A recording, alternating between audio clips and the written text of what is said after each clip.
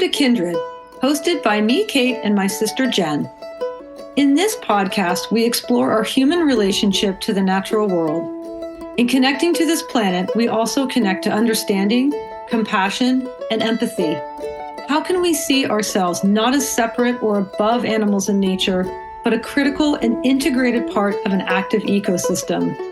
Through conversations with animal advocates, scientists, conservationists, and many others, we look to inspire a new awareness of how and why we connect to animals and nature in order to repair and restore our relationship to the natural world.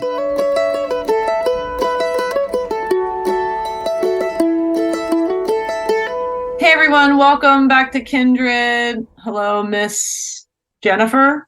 How are you? Good. I'm good. So just to start us off, Jennifer, I wanted to talk a little bit about a pillar of Kindred that we built into the foundation from the very beginning. And we don't often talk about the behind the scenes aspects of the podcast, but this episode is just a great example of one of our pillars. And, often in business, they talk about the 5 to 7 pillars every entrepreneur needs to know, depending on who you ask. And you use those pillars as like the foundation for decisions and sort of everyday business. And one of Kindred's pillars is featuring women and creating a space to amplify their voices, our voices, I guess, since we're also women.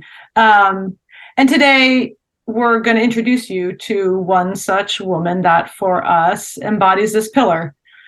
So today we are speaking with Dr. Farah ElMallah, who is an equine veterinarian in Egypt. And we found her through the nonprofit organization called Egypt Equine Aid. And that was founded by Australian-born Jill and Warren Barton. While in Egypt in 2014, they saw a great need to help horses and subsequently founded EEA and relocated to Cairo. Pretty incredible story. And thanks to them for getting us in connection to Farah. And when we spoke with Farah, it quickly became a conversation about tourism and the incredible cost that has on horses and donkeys in Egypt, right? I mean, was one of the main topics of what she needed and wanted to talk about. And she was, she was an absolute joy to speak with. And her deep passion and love for all things equine is just truly inspiring. And her expertise in vet medicine and equine health and behavior really shone a light for us on why the involvement of horses and donkeys in the tourism industry is just so brutal. But her dedication to helping horses and donkeys is truly helping this major issue. And she is a very bright light shining in some dark corners of the world. I think it's humans like Farah and organizations like Egypt Equine Aid that are making a difference. And anyone who is easing the suffering in this world is someone we definitely want to talk to. So absolutely. Yeah. And her passion is just so palpable, and it's just like how young she is and how she's just like, I can do this. And she did it is just that above and beyond what she's actually doing is also impressive, that she just is like, no, there are no female vets, but I can do this. My mom says it's good. I should go for it. And she did it. And just that story in itself is pretty amazing. And then you add what the amazing work she's doing on top of that. And it's just like, wow, you are a powerhouse. Yeah. She's tiny, but obviously she's so smart and beautiful and just amazing. And it's exactly what you're saying. And that's why she really does embody that for us at Kindred. And so we so appreciate her conversation with us. But before we get to our conversation, we just want to shout out thanks to those of you who are supporting us through Apple subscriptions, which you can find through our website, kindredpodcast.co. and exclusively on Apple Podcasts. And as an alternative, you can also support us, available on our website via Buy Me a Coffee. It's on our homepage, and it's that little yellow cup at the bottom left hand of the page. The idea is that you can support us for the price of a cup of coffee, right? Get it? It's not really a coffee, but it's the price of a coffee. I actually love it because it's a one-time donation, and if you're not up for monthly subscriptions, it's a great alternative. So thanks to all the coffee supporters, and we can pretend. And who doesn't like to buy a friend a cup of coffee? I mean, come on, it's great. It's a great feeling. So that's what people do. Go for it. They love each other. Yeah. Buy each other coffee. Yeah. Agreed. So yes, thanks for everyone and your support. And now on to our conversation with Equine Veterinarian Dr. Farah ElMallah, and we will see you at the takeaway.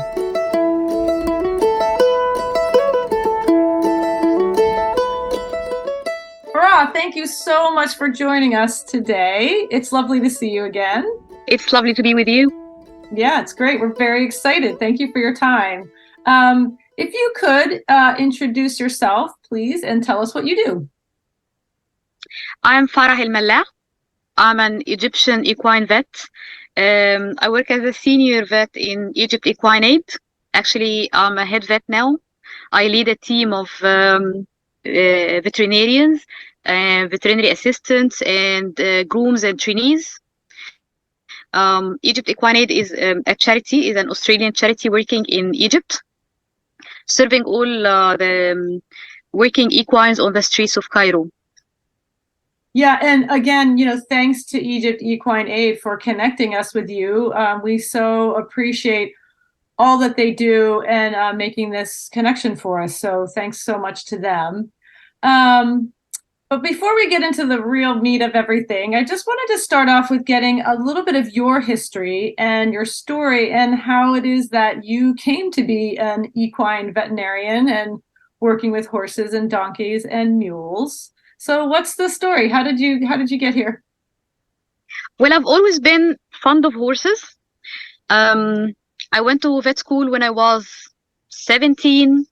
Yeah, when I was 17 in 2012. And then I graduated in 2017. I knew since the first day of school that I wanted to be an equine vet. I wanted to work with horses. I love them so much. So when I got out of school, I got a job with horses that was really interested. I started working with sport horses. And then I got my diploma, my equine surgery diploma. So I found a better job until I joined Egypt Equine Aid in 2020. And then I'm now doing my master's degree in equine ophthalmology. Wow, incredible. Oh, wow. Yeah, wow, incredible. Yeah. Now, when you say sport horses, do you mean like racing horses? What do you mean by that? I mean endurance horses, show jumpers. Okay. We don't do a lot of racing here. We do have some, but not a lot. Polo horses, of course. Right. Yeah. Cool. Okay. Yeah. Now, did you have horses growing up? Did you have any ponies when you were a little girl? Sadly not. I grew up in an apartment in the city, so I didn't have much of that. But my cousin has a small farm with a few horses. So whenever I went there, I liked playing with horses. But it wasn't much, honestly. Yeah. I started my real relationship with horses when I got to school. Yeah, no, that makes sense. That's amazing. So what was it like in vet school for you? How was that as being a very young woman? Well, I enjoyed it. I like studying. I love medicine. I love the idea of medicine, of healing the bodies. Yeah. So I didn't enjoy much the pure science. But then when it got to clinical sciences, it was really interesting to me. And when we studied anything related to horses, I got the best grades. I was really interested. I was the best in class. I was the first one to arrive, Yeah, I spent a great time there. That's amazing.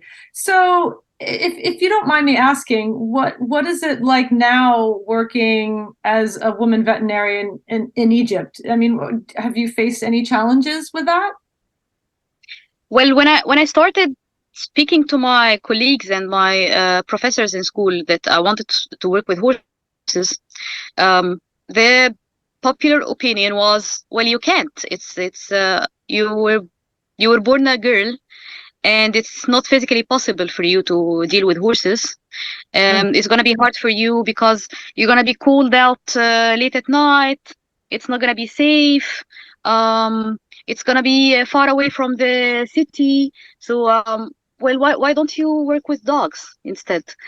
Right. But then my family was very supportive with it, and I don't believe there is a difference. If I want to do it, I can do it.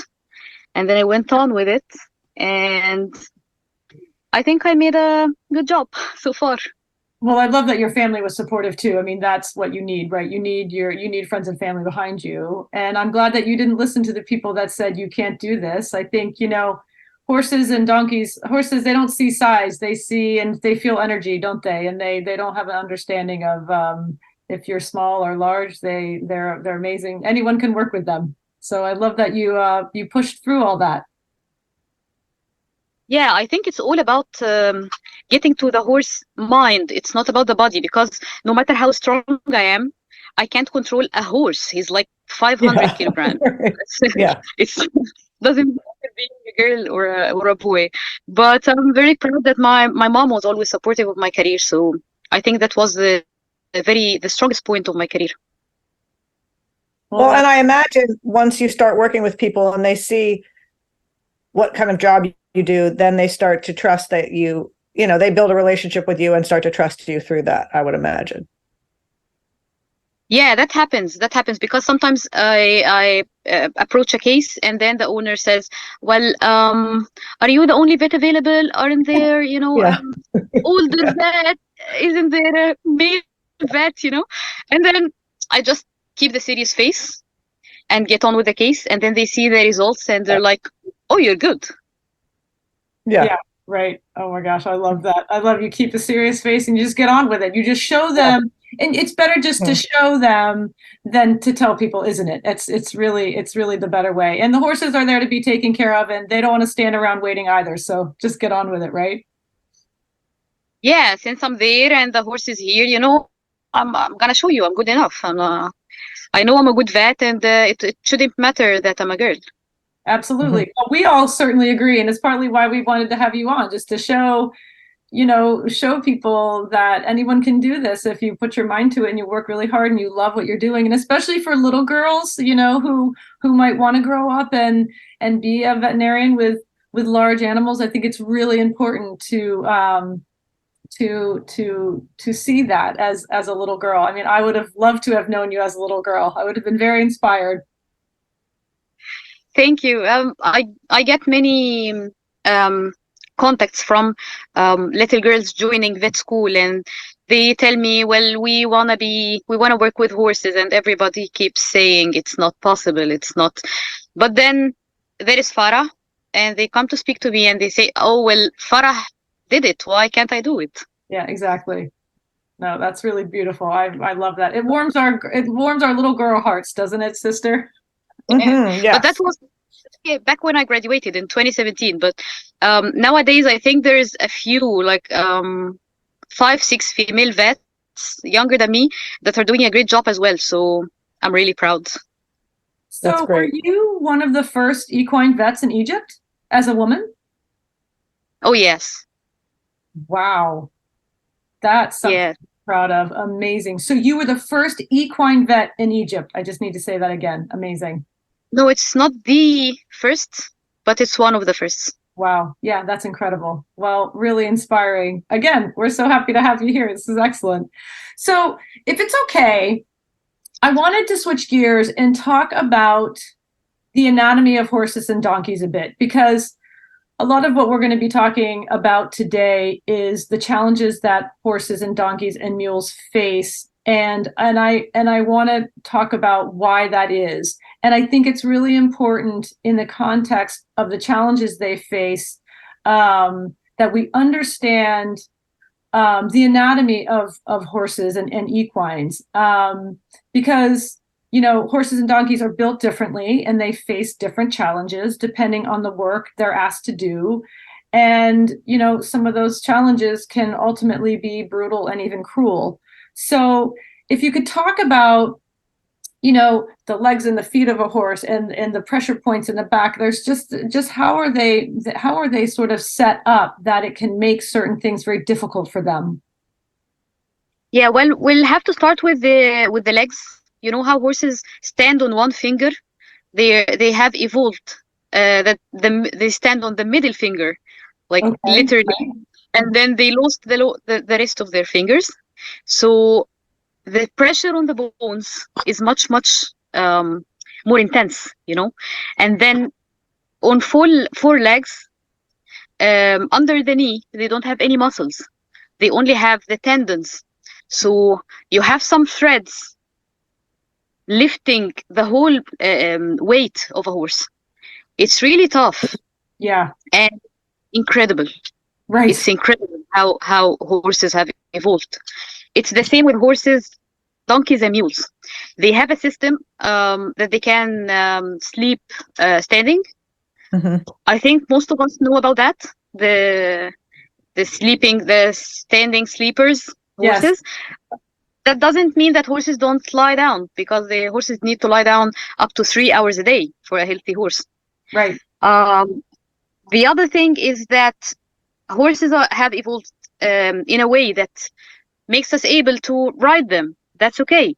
Right. But then you have to be mindful of the building of the back muscles. Right. And of the saddle fit as well. I think it's one of the most important things that we don't really pay much attention to.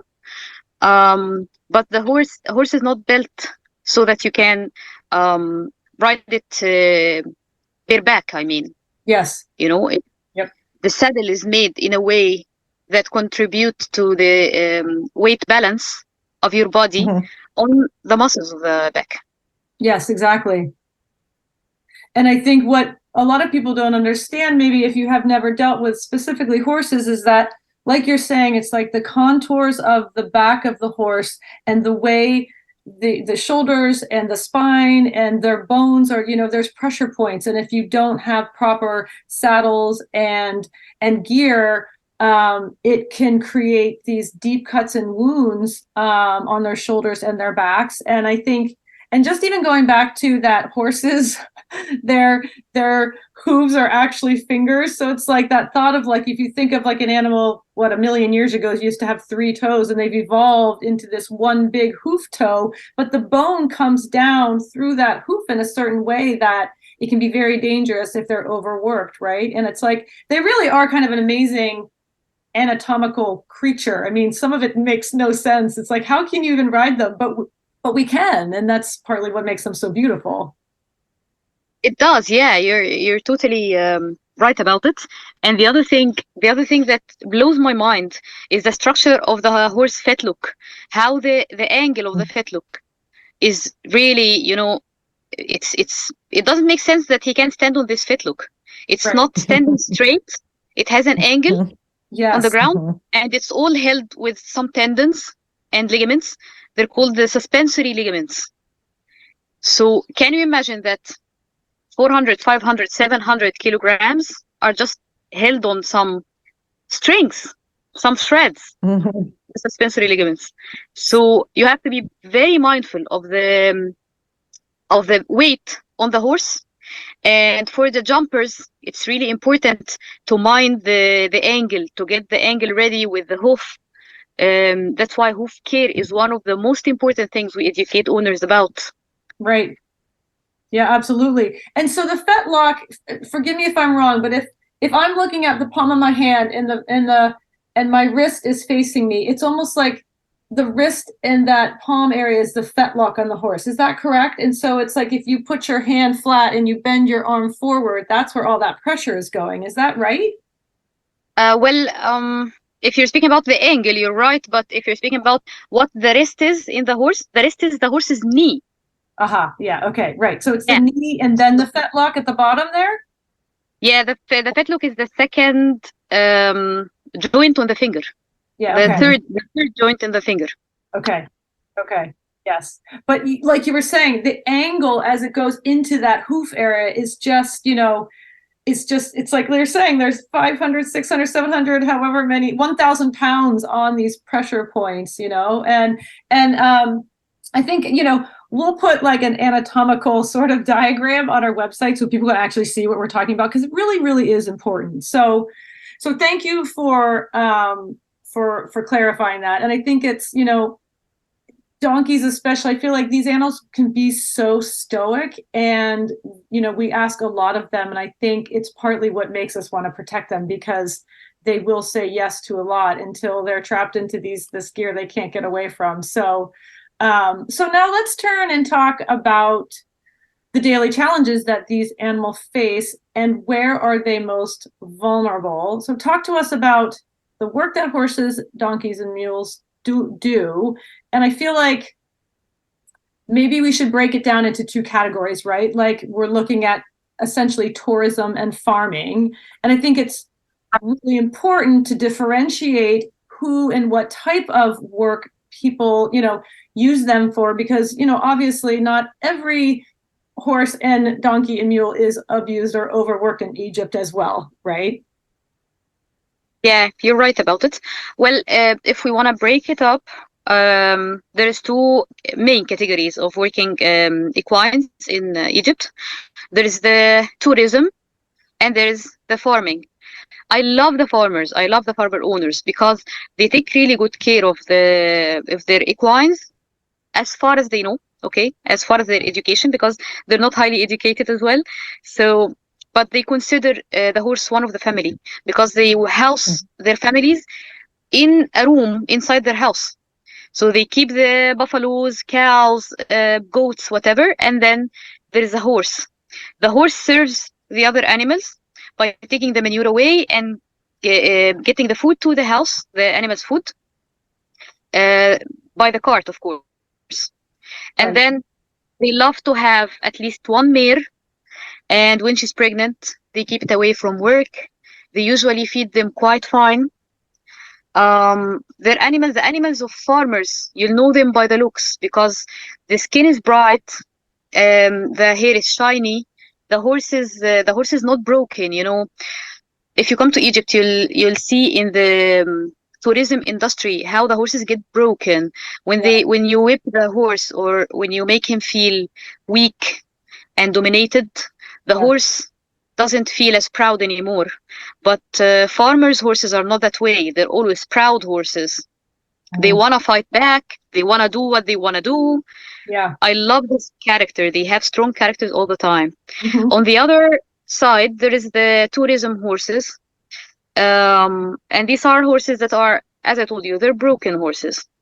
Yeah. They work up to 20 hours a day.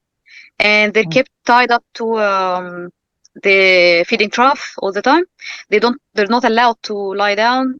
They rarely take the saddle off them. The housing is not adequate, and they tend to not feed the horse if he doesn't work. They have this saying: if the horse doesn't gain its own food, it shouldn't eat. Wow. Yeah. So, that's awful. Yeah. Yeah, that's horrible. I don't know if there are places where horses that are used in tourism are actually treated well. Like even here in the United States, if I go down to Philadelphia and I see one of these horses that's pulling a cart for people to drive around in, ride around in, they look a little broken usually. I actually hate seeing it because they just look like they've given up, and weather, right in the middle of summer. Yeah, I just don't know. I really don't know that it's very humane anywhere. But maybe I'm wrong. But certainly the ones I've seen, I hate that. So it's just awful. It just doesn't feel like their hoarseness is still there. So I imagine that's true what you're talking about too. Right. Yeah. That's what you're saying, right? Farah, like she's like their spirit is gone. Like they're a broken animal. So sad. Yeah. It's really sad. And what do you try to educate people about this, or there's no educating because it's just about money? Is that the problem? No, we try to educate people all the time. Like I do on my own, and Egypt Equine Aid, one of the most important pillars of the vision of Egypt Equine Aid is educating owners. We work for that all the time because there is so many wrong ideas and horses that get that are victims of these ideas. So I think it's one of the reasons why I'm a vet. Yeah. I think I have a message to deliver. So some of the owners, some even of the farmer owners that are really kind and really caring with their horses, but they don't know what to do. If they're told to, per se, let's do firing to the horse, it's a traditional medicine thing in Egypt. If the horse is lame, you do firing to its leg. So if a farmer is told this is the treatment, do that to your horse, he will. Yeah. If he doesn't find a vet to tell him, no, this is not the only treatment, I can treat his horse, you can do this and that. So education. Farah, just to interrupt for 1 second, sorry, but did you say firing? Yes, line firing. What is line firing? Tell us what that is. Well, you put a metal rod in the fire and then you put it on the skin of the horse. Yep. Oh. Okay. Yeah. I know it's difficult to ask. It's really important to people to hear like what we're actually talking about. It's good to hear. And I think I'm sorry. I know it sounds horrible. I'm really sorry, but this is something that happens every day. And that's back to what Jen, like you're talking about, like it's also like what people have access to, right? Like, so if you want to treat your animals well and you're doing the best you can, but there's these old traditions that maybe you haven't, like I know when I was riding, even in England, there was things that I was doing and they're like, that's not really great. You need to sit this certain way. You need to put the saddle on specifically this way, because if you don't, you could have your horse have some back problems. And like, we all need to learn the better way as veterinarian medicine learns a better way. And that's where you're there to guide people. It's not that they're trying to be bad or horrible in like the farming communities, but learning is really critical, and firing obviously is not the right way to go.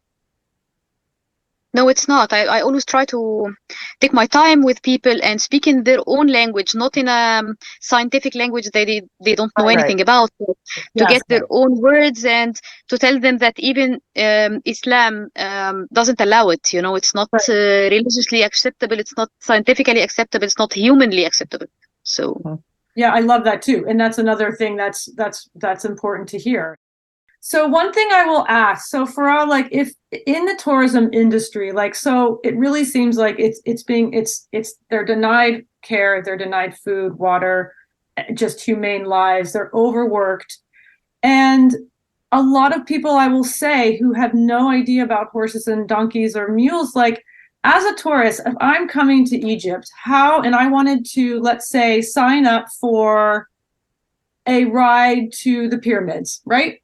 And how do I know? How can I tell, as like someone who's never even maybe seen a horse? Is there a way for me to visually tell if that horse is in a condition that's not okay, and that maybe I could say, you know what, I'm not going to do this ride. This doesn't look okay to me. Well, it might be hard to say, but I'm against using animals in tourism whatsoever. I think if you want to do a ride in the pyramids area, you can take the beach buggy. You can take a vehicle. Yeah, you have many options. Yeah. Really. I love that. I love that. Yeah. So there is and I think some of this is there sometimes isn't a way to tell, because you can see the horse's head and the legs, and then unless you take the saddle off or other things and you don't know, they cover up these horrible things. So the answer is you don't need to know, just take a buggy. That's the answer. There is just don't ever do it. Well, I think this is my opinion even if about they don't have even if they don't have open sores on their back, it doesn't mean that they're not tired and they're not underfed and they have not been standing up for the majority of the day, if not all the day. So even if they don't have open wounds, it sounds like it's just not going to be humane if they're made to work 20 hours a day, clearly. I think that's an excellent point, because not everything that's wrong can you see. So that's a really good point, John. Yeah, so I can't really tell a tourist that is coming to Egypt for 1 or 2 days to go and check the housing and check the feeding and offer water to the horse and whatsoever. So it's really easier to take a buggy. Yes, exactly. Yeah. There you go. And it's, and they won't poop. So that's even better because people seem to hate that. So the other thing I want to talk about, I want to get back to education just again a little bit. And, organizations like EEA, like Egypt Equine Aid, I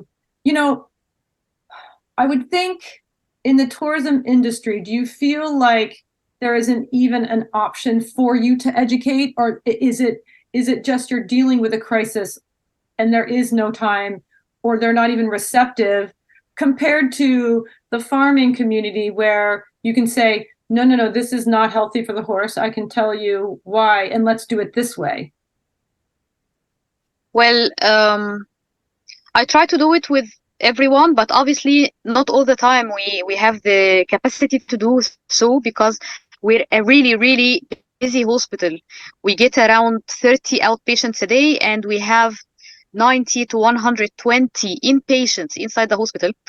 And I'm the head vet, and I have a lot of responsibility. So we try to train younger vets. We have a really nice program that consists of 10 weeks of training, of vet training, that we take vet students and fresh grads to train them on how to deal with horses and how to do the right thing and how to educate owners and all the aspects of our work, so that we have a large community of vets.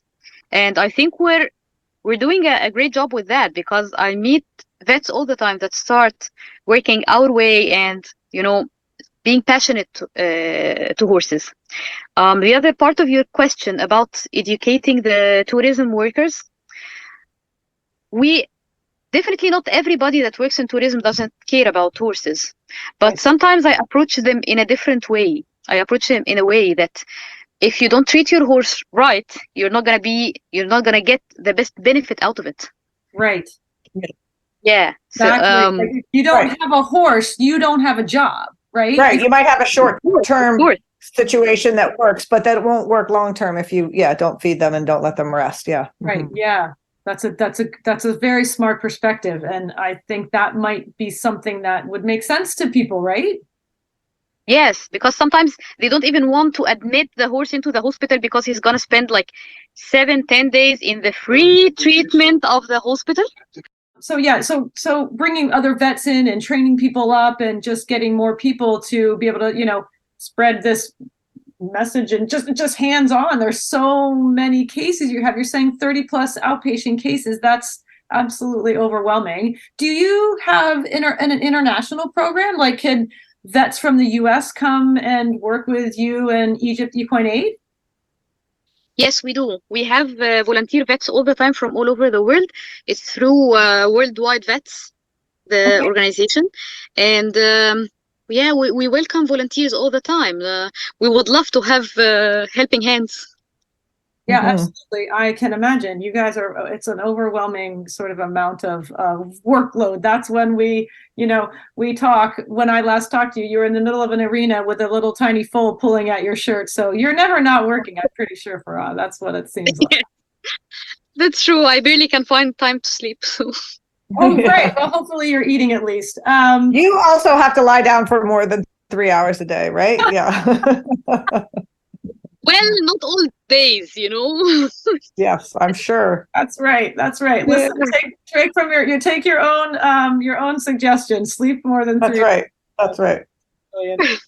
So, from your perspective, we ask all of our guests this question, but why to you is this conversation that we're having with you so important? I think it's important for two purposes. First, to tell every young vet that you can do what you want to do, a boy or a girl, but especially girls, because I'm a girl and I really want to support the young ladies being told that they can't, because I can. I'm from the Middle East. I'm a Muslim. I'm a hijabi. I'm a woman. I'm a young woman. And I did what I want to do, and everybody can. The other thing is to educate tourists about using animals in tourism, because I consider it the cause of my life. I don't think we have the, I don't think we can, I don't think we have the right to use animals in this sort of activities, human pleasure activities, unless the animal is really, enjoying it as well.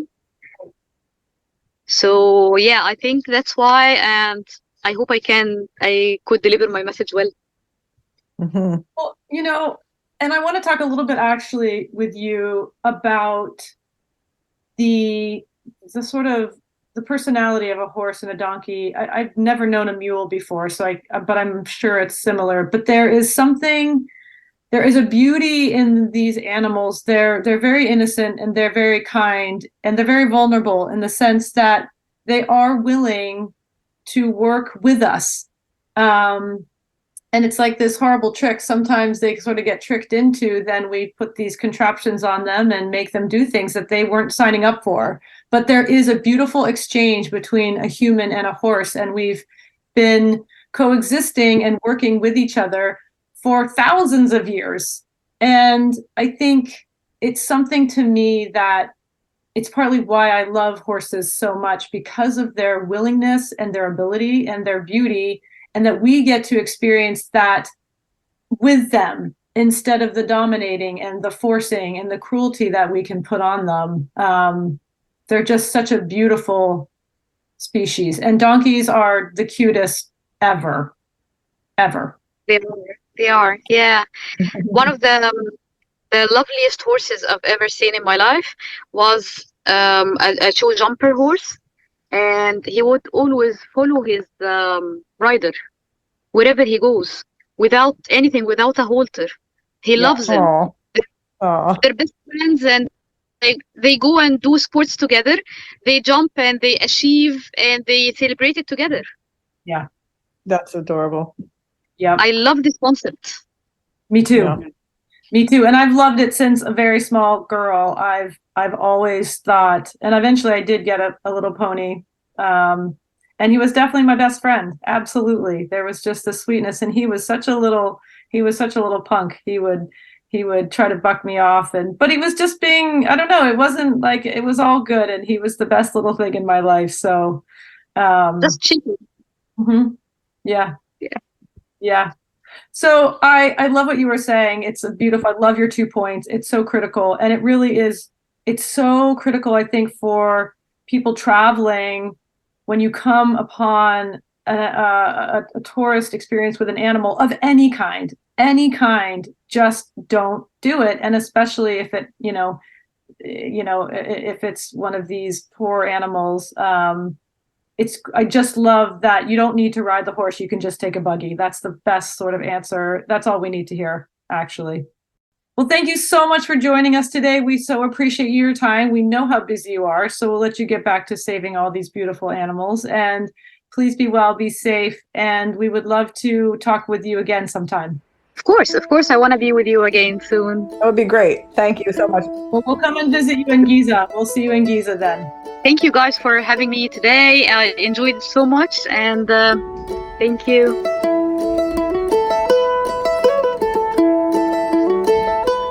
Hey everyone, welcome back to The Takeaway. So I feel like after this conversation with Farah, I feel like we need to dig into the tourism industry in connection to animals, because I think it's just isn't sort of translating acutely enough for those of us who don't live with it or amongst it. I feel like it's definitely one of those issues that is really out of sight, out of mind. And I also feel it's a very complex social economic issue, and I'm not an expert on this. And yet I do feel like we need to dig into this, and we've, like you were saying earlier, we've alluded to it a bit and we've talked about it with some guests, but I feel like this is an extremely important conversation. And so I'm just going to start us off with the one thing that really hit me with this conversation is that when a person's livelihood is connected to tourism that involves animals, and this is any animals, I feel like it gets messy really quickly.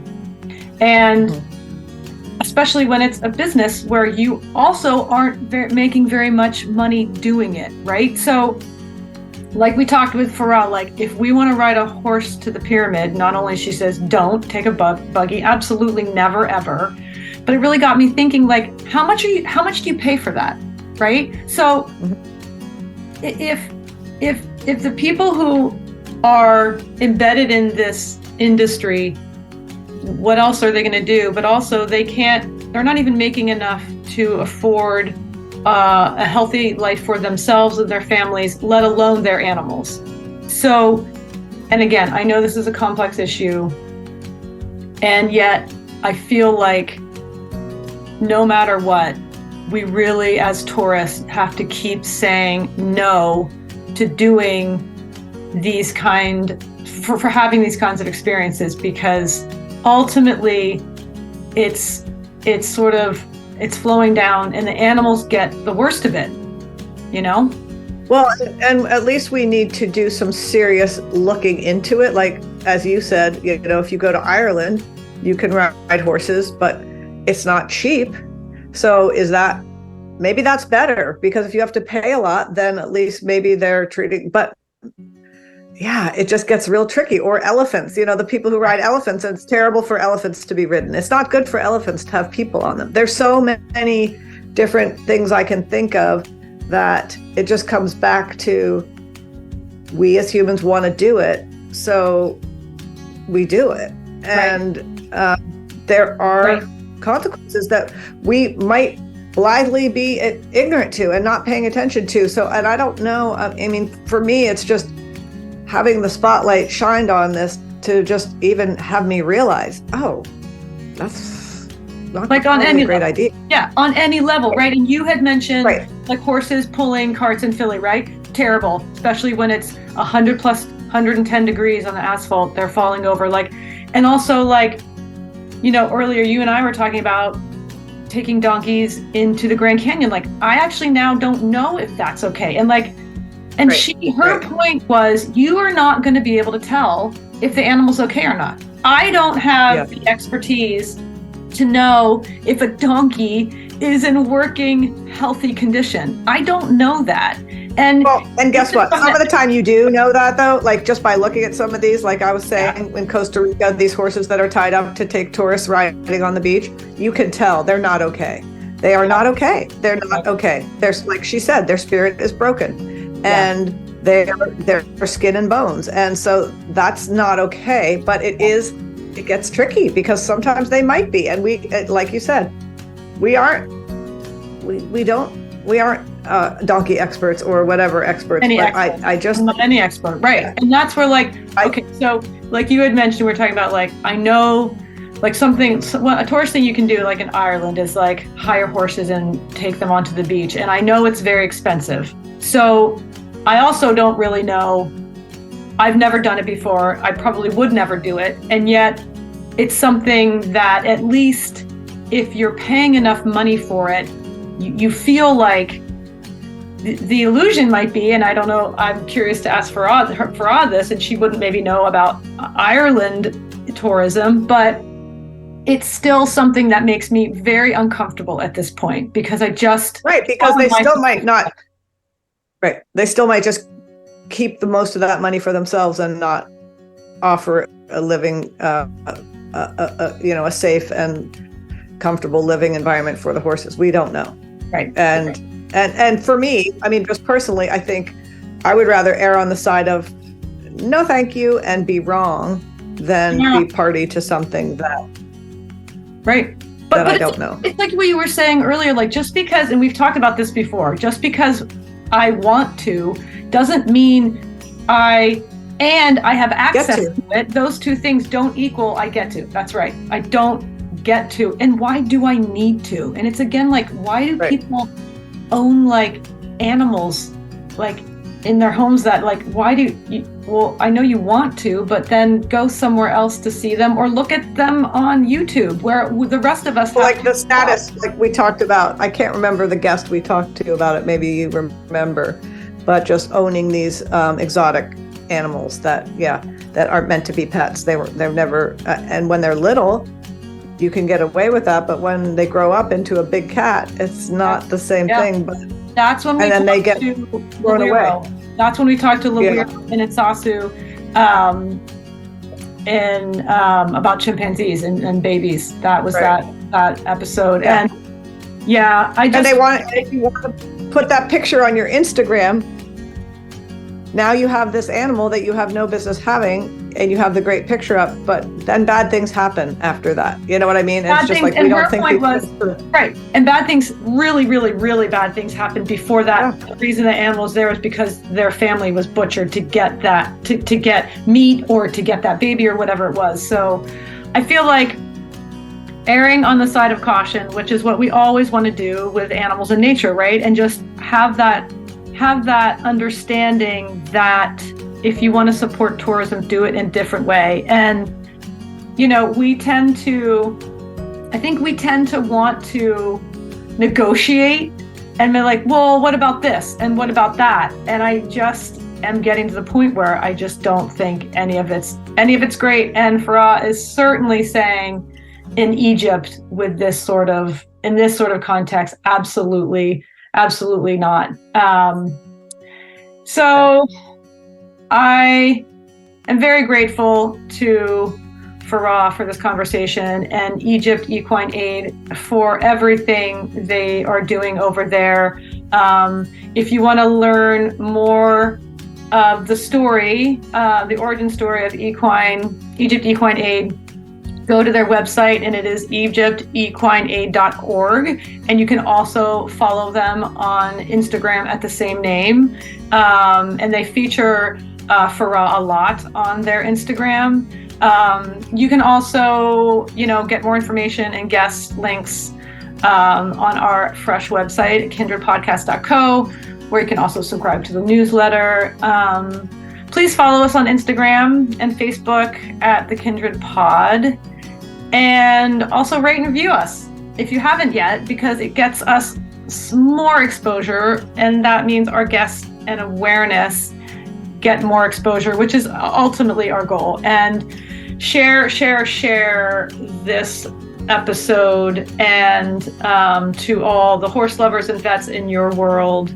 Thank you so much for your support for Kindred Podcast, and thank you for listening, and lots of love from me and Jen. Lots of love. Thank you, guys.